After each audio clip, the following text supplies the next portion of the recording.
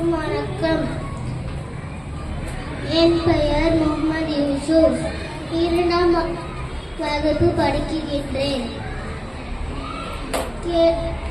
வீழ்வில் செல்வம் கல்வி ஒருவருக்கு மாடல்ல மற்றையவை. ஒரு ஊரில் செல்வந்தர் ஒருத்தர் இருந்தார். அவருக்கு 2 மகன்.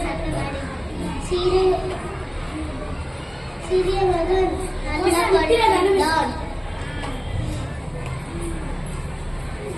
பெரிய மகன் நண்பர்களுடன் விளையாடி கொண்டே இருந்தான்.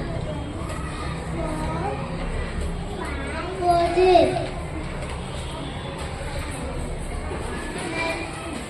சிறிய மகன் நல்லா படித்து டாக்டர் ஆனான்.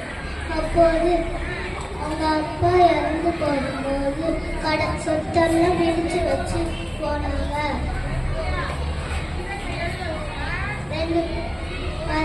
2 பேரும் எடுத்துக்கிட்டாங்க.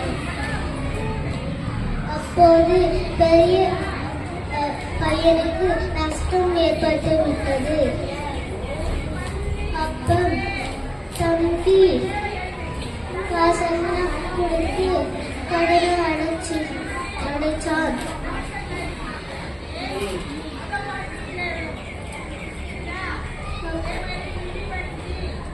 பெரிய மகனுக்கு புரிந்து விட்டது.